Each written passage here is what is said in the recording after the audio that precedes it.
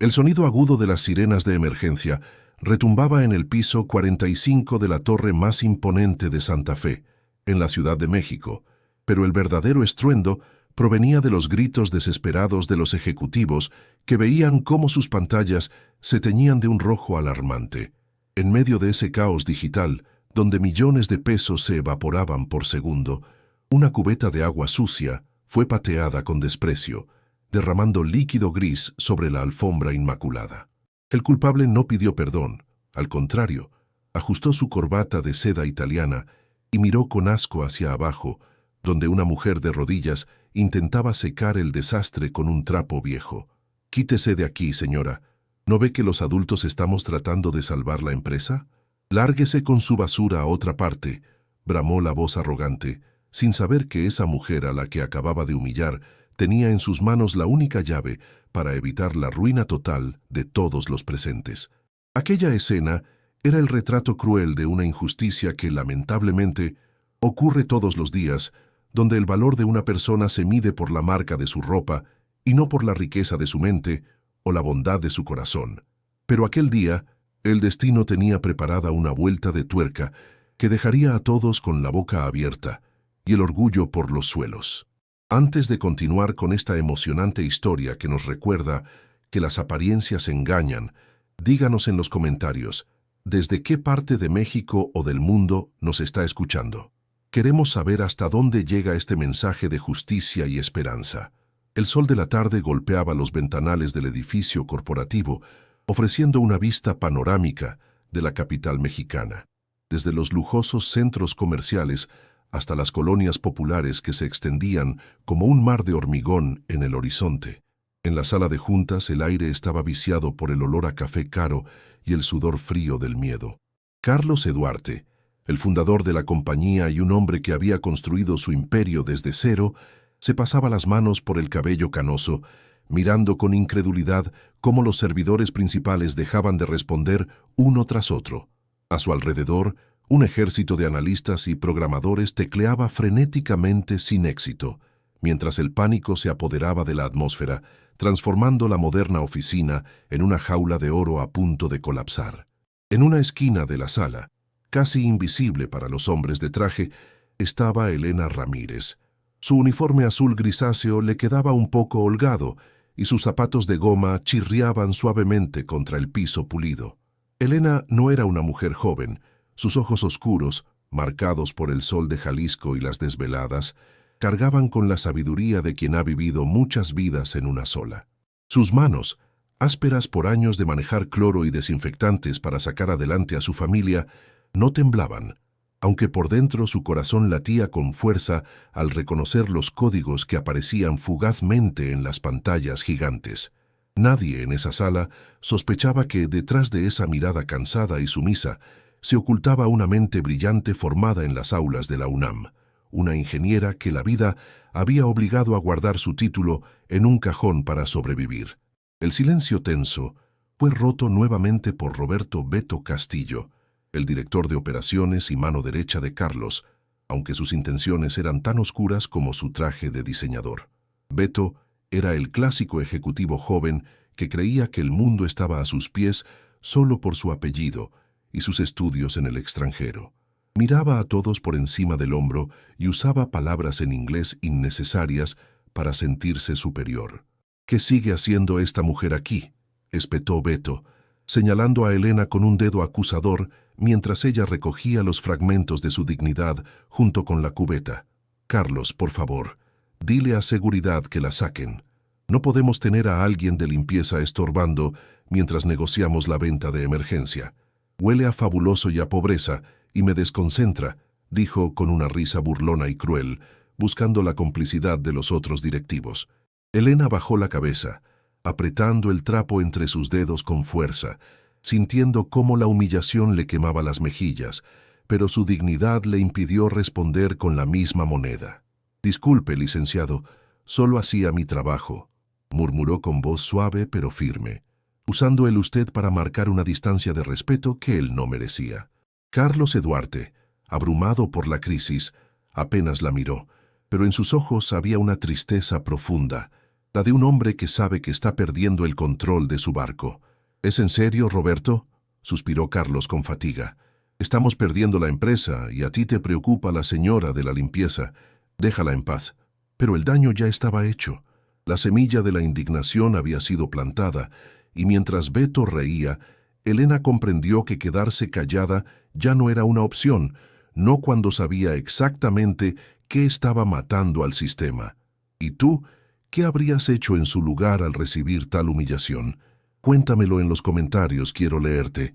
El reloj digital en la pared principal de la sala de conferencias se había convertido en el verdugo de todos los presentes, marcando una cuenta regresiva implacable que helaba la sangre. Faltaban menos de 50 minutos para que el firewall colapsara por completo, lo que significaba que todo el capital de la empresa sería transferido a cuentas en paraísos fiscales imposibles de rastrear. Pero lo más grave no era solo el dinero, sino las patentes y la propiedad intelectual que habían tardado décadas en desarrollar. Si esa información caía en manos de la competencia extranjera, la compañía no valdría ni el papel en el que estaba impreso su logotipo. La tensión en el aire era tan densa que se podía cortar con un cuchillo, y el zumbido de los servidores trabajando a marcha forzada comenzaba a sonar como el lamento de una bestia moribunda. Carlos Eduarte miraba por la ventana, pero no veía la ciudad. Veía los rostros de las miles de familias que dependían de él. No eran solo números en una hoja de cálculo, eran personas reales, padres pagando colegiaturas, madres solteras sosteniendo hogares, jóvenes pagando sus estudios. Elena, quien seguía en la esquina fingiendo limpiar una mancha inexistente en el cristal, sentía esa misma angustia en el pecho. Ella pensaba en sus compañeras de limpieza, en doña Lucha, que necesitaba la operación de rodilla, y en el hijo joven de Marta, que esperaba sus libros escolares. Si la empresa quebraba esa misma tarde, como todo indicaba, la chamba se acabaría para todos, y en el México real, perder el trabajo de un día para otro es una sentencia que te quita el sueño y la comida de la mesa. La situación empeoró cuando el jefe de sistemas, un hombre que sudaba a mares dentro de su camisa almidonada, anunció con voz temblorosa que el virus había bloqueado los accesos administrativos. No podemos entrar, señor Eduarte. Nos han cerrado la puerta en nuestra propia casa. Es un código que nunca habíamos visto, balbuceó, tecleando sin sentido. Fue entonces cuando Beto Castillo vio su oportunidad dorada para clavar el puñal final. Se acercó a Carlos poniendo una mano falsamente reconfortante sobre su hombro y le deslizó una carpeta de cuero sobre la mesa. Carlos, acéptalo. Esto es el fin. Tengo a los inversionistas de Global Tech en la línea 2. Ofrecen comprar lo que queda de la empresa por el 10% de su valor.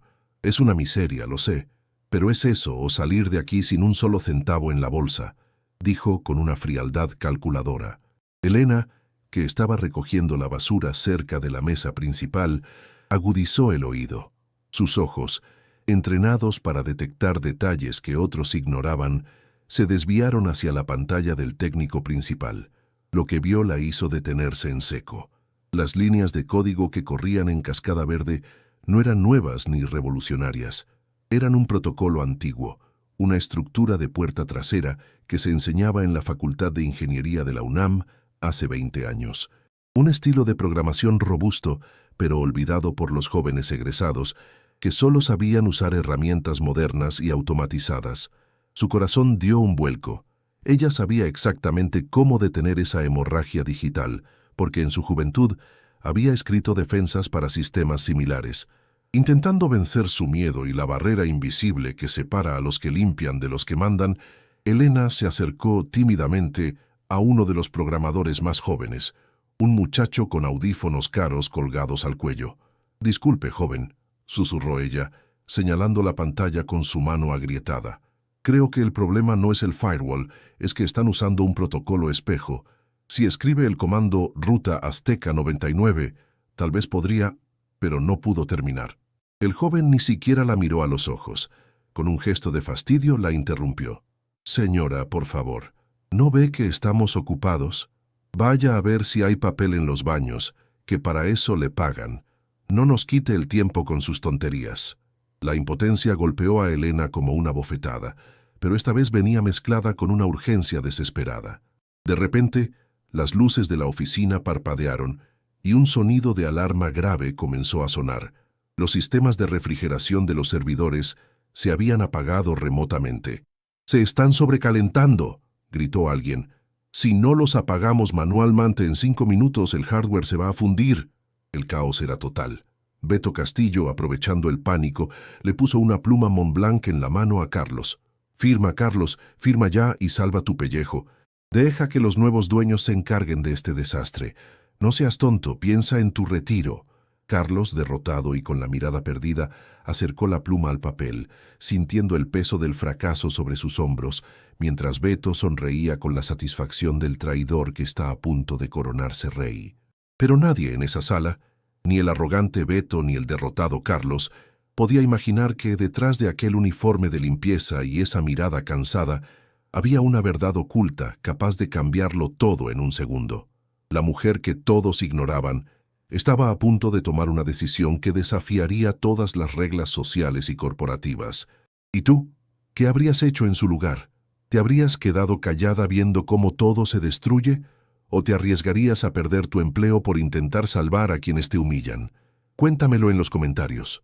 Justo cuando la pluma de Carlos tocaba el papel, un sonido metálico rompió el silencio sepulcral. Elena había dejado caer la cubeta a propósito, provocando un estruendo que hizo saltar a todos.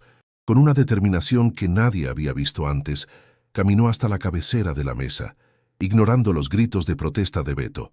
Se paró frente al dueño del imperio, lo miró directo a los ojos, algo prohibido para el personal de servicio en ese ambiente, y dijo con voz clara y potente: «Señor Eduarte, no firme. Eso no es un fallo del sistema, es un bucle infinito en el servidor espejo. Si firma ahora, estará regalando su vida por un problema que se arregla con 10 líneas de código». La sala se quedó congelada. Beto Castillo soltó una carcajada nerviosa, incrédulo ante la audacia de la mujer. «Esto es el colmo. Ahora la señora de los baños se cree hacker. Seguridad, sáquenla de aquí inmediatamente», gritó, con la vena del cuello hinchada de furia. «¿Qué vas a hacer, ceñito? ¿Le vas a pasar un trapazo a la pantalla para quitarle el virus?», se burló, buscando la aprobación de sus colegas, aunque esta vez nadie se rió.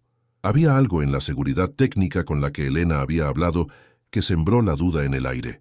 Carlos, sin embargo, vio algo más. En los ojos de Elena no había locura, había certeza. Era la misma mirada que él tenía cuando fundó la empresa en un garaje hace 30 años. En un acto de desesperación y corazonada, Carlos apartó la carpeta de venta y le hizo un gesto a Elena hacia su computadora personal. «Tienes 2 minutos», dijo Carlos secamente. «Si no lo arreglas, te vas tú y se van todos tus compañeros». Beto estaba lívido golpeando la mesa. «Carlos, estás loco. Va a llenar el teclado de grasa. Esto es una pérdida de tiempo». Elena no respondió.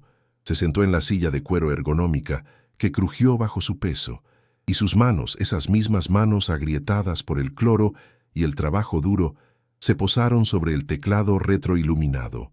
Hubo un segundo de pausa, como un pianista antes del concierto, y entonces comenzó la magia. Sus dedos volaban a una velocidad vertiginosa, tecleando comandos en una ventana negra que apareció en la pantalla. No usaba el ratón, solo código puro, una danza frenética de letras y números que los jóvenes programadores apenas podían seguir con la vista. «Está accediendo al núcleo raíz», susurró el jefe de sistemas con la boca abierta de par en par. «Está reescribiendo el protocolo de defensa en tiempo real. Es un código antiguo, de la vieja escuela de la UNAM». El ambiente cambió drásticamente. La burla se transformó en asombro. 30 segundos después, Elena golpeó la tecla Enter con fuerza.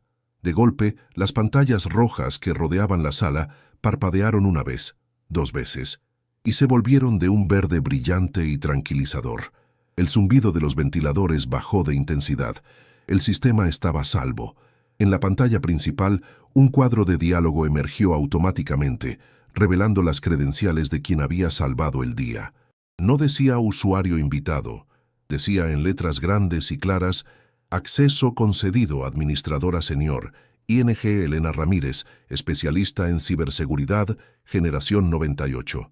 Un silencio absoluto cayó sobre la sala, tan profundo que se podía escuchar el zumbido del aire acondicionado.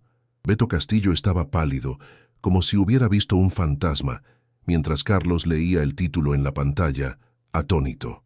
Lo que viene te va a sorprender, así que deja tu like y suscríbete ahora mismo para no perderte el desenlace de esta historia, porque la justicia apenas comienza. Elena no se detuvo ahí. Aún con la adrenalina corriendo por sus venas, se giró hacia Carlos y dijo: «El sistema está limpio, señor, pero el virus no vino de fuera. Alguien abrió la puerta desde adentro». Sin esperar permiso, tecleó una nueva secuencia. «Rastreando IP de origen», murmuró. En la pantalla gigante de la sala de juntas, apareció un mapa de la red interna de la empresa. Una línea roja trazaba el camino del ataque, serpenteando por los servidores hasta llegar a su punto de partida. La línea roja parpadeó y se detuvo en un solo punto, un ordenador específico dentro del mismo edificio. Elena amplió la imagen y proyectó, para horror de todos, la transmisión en vivo de la cámara web de esa computadora. La imagen mostraba una oficina lujosa, justo al lado de la sala de juntas, y en el escritorio se veía una tablet desbloqueada con una conversación de chat abierta. El nombre del usuario en el chat era King Beto. «Ahí está su culpable», dijo Elena, señalando la pantalla con dignidad. «Está negociando su comisión por la venta forzada de la empresa». Todos los ojos giraron lentamente hacia Roberto Castillo. En la pantalla gigante se podían leer claramente los mensajes de Beto a la competencia. «Ya casi firma el viejo. Preparen mi transferencia a las Islas Caimán. La empresa es suya por centavos». La prueba era irrefutable.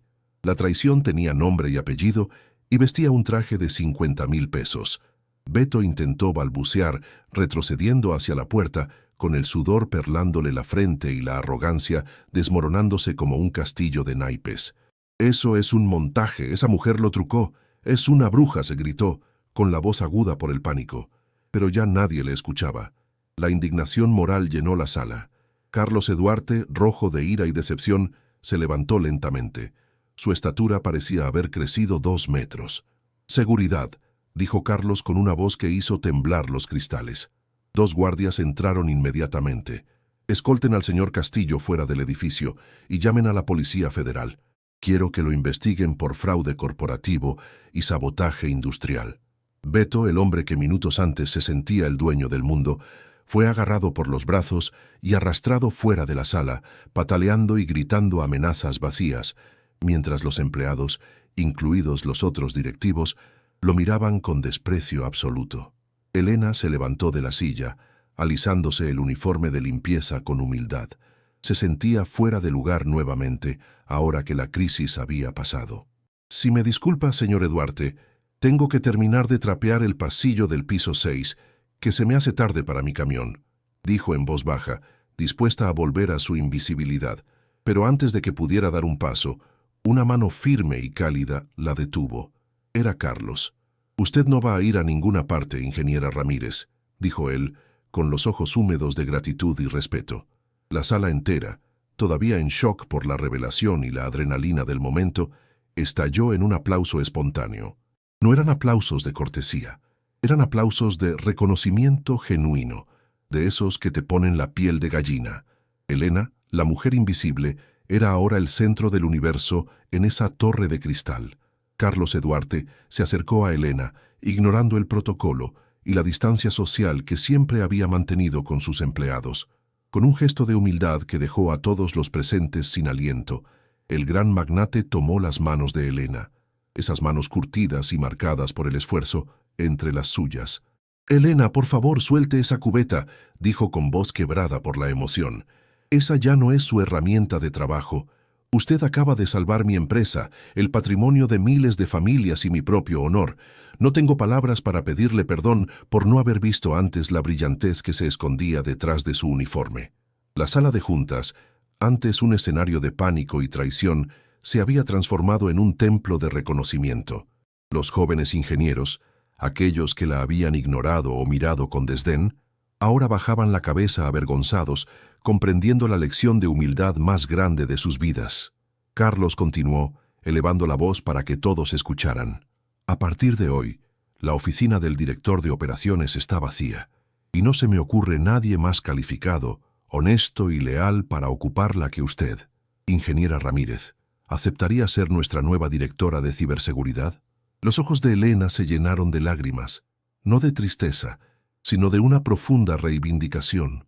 Toda una vida de sacrificios, de estudiar por las noches mientras cuidaba a sus padres enfermos, de aguantar humillaciones para llevar comida a la mesa, cobraba sentido en ese instante. Asintió lentamente con una sonrisa tímida pero radiante que iluminó su rostro cansado. Será un honor, don Carlos, pero con una condición, que nunca olvidemos que la persona que nos sirve el café o limpia nuestros pisos merece el mismo respeto que el que firma los cheques. Carlos sonrió, asintiendo con fervor. Trato hecho. Semanas después, la torre de cristal en Santa Fe vibraba con una energía diferente. Ya no era un lugar de miedo y arrogancia, sino de colaboración y respeto. En la sala de juntas, Elena presidía la mesa. Ya no vestía el uniforme gris, sino un traje sastre sencillo y elegante que realzaba su porte natural, aunque en su escritorio, en un lugar de honor, conservaba su vieja credencial de limpieza como recordatorio de dónde venía. A su lado, Carlos la escuchaba con atención, y entre ellos se notaba una complicidad que iba más allá de lo profesional, una conexión forjada en el fuego de la crisis y templada por la admiración mutua. La historia de Elena y Carlos corrió como pólvora por los pasillos corporativos de todo México, convirtiéndose en una leyenda moderna. Nos recordó a todos que el talento no tiene código postal, ni marca de ropa, ni edad. Nos enseñó que a veces la solución a nuestros problemas más grandes está en las manos de quien menos esperamos, y que la verdadera nobleza no se hereda, se demuestra con actos. Ese día, todos aprendieron que la verdadera riqueza no está en lo que se muestra, en los autos de lujo o los relojes caros, sino en lo que se es por dentro. Aprendieron que nunca se debe mirar a nadie por encima del hombro, a menos que sea para ayudarlo a levantarse. Porque al final del día las etiquetas se caen, los trajes se desgastan, pero la dignidad y el conocimiento son lo único que permanece. ¿Y tú? ¿Qué enseñanza te deja esta historia? ¿Crees que juzgamos demasiado rápido a las personas por su apariencia? Escríbelo en los comentarios. Quiero leer tu reflexión profunda. Y si esta historia te conmovió y te hizo vibrar el corazón, compártela ahora mismo con alguien que también necesite escuchar este mensaje de esperanza y justicia. Nos vemos en la próxima historia.